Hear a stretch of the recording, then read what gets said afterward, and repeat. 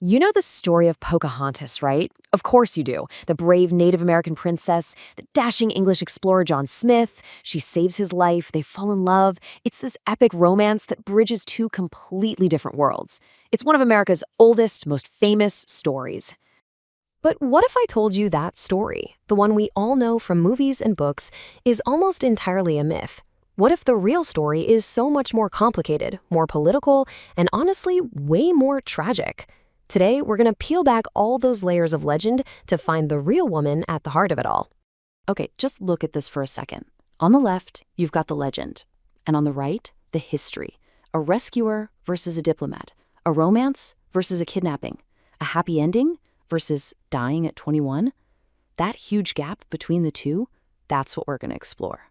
So first things first, we've got to get her name right.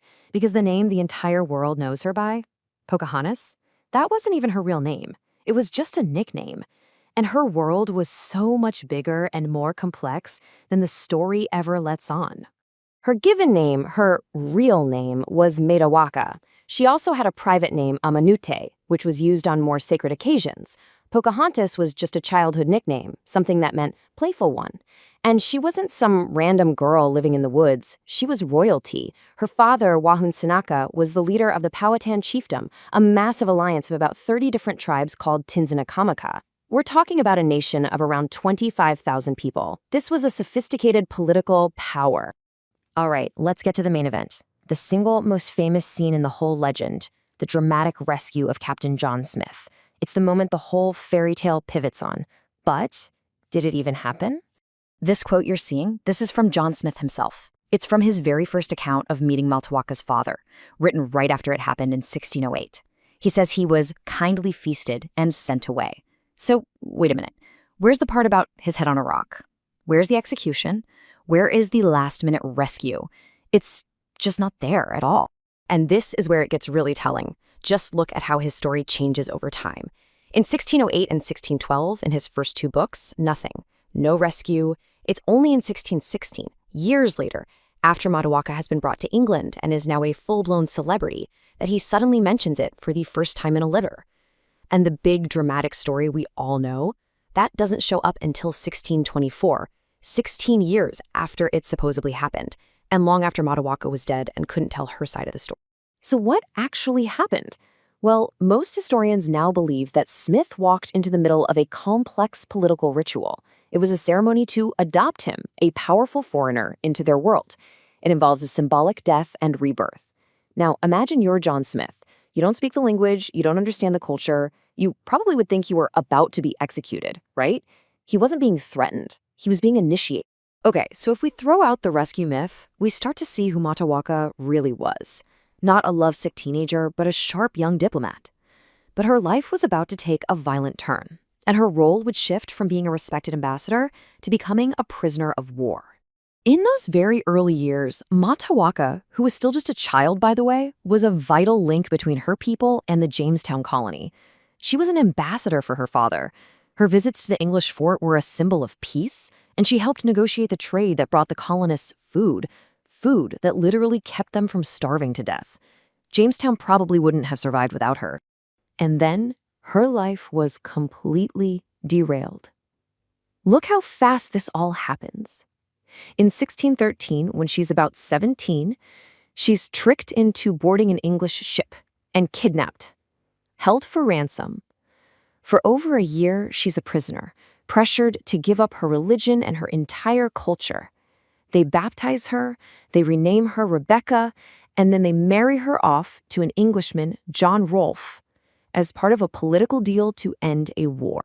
And if you think this marriage was a great romance, well, these are John Rolfe's own words.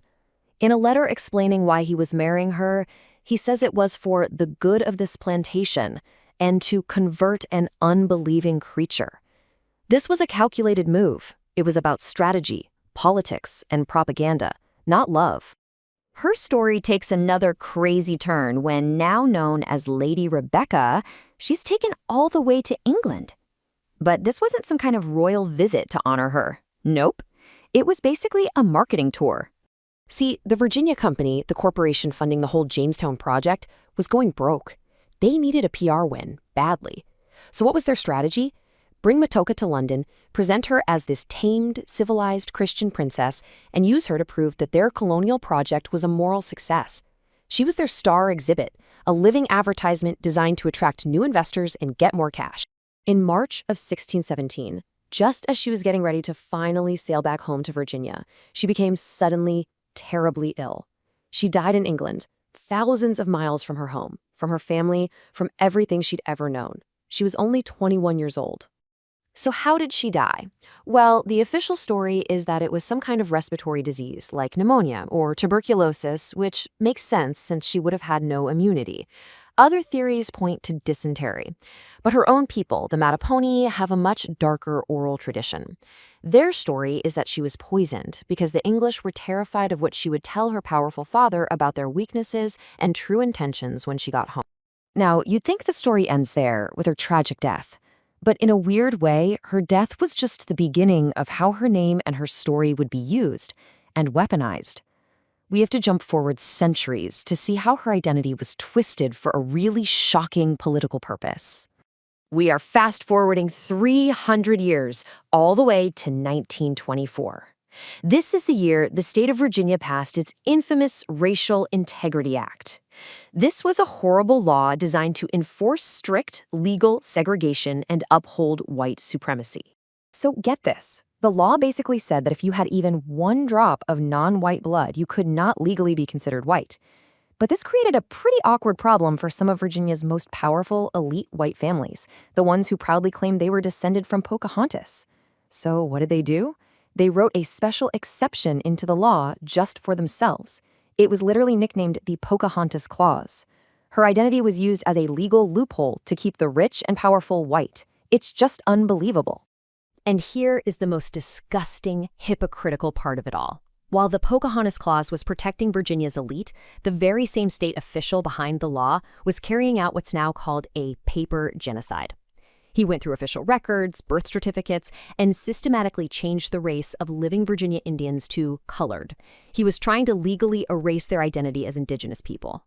Her name protected a few, while her own people were being wiped off the books. But this story doesn't just end in tragedy and injustice. It ends in resilience.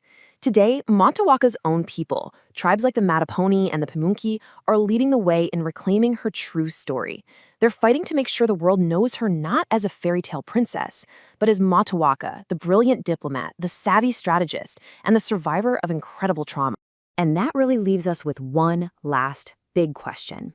We've seen how the real life of a young woman was completely twisted to serve a national myth, to serve colonial ambitions, and even to serve racist laws. It really makes you wonder, doesn't it? How many other histories that we think we know are just stories we were told?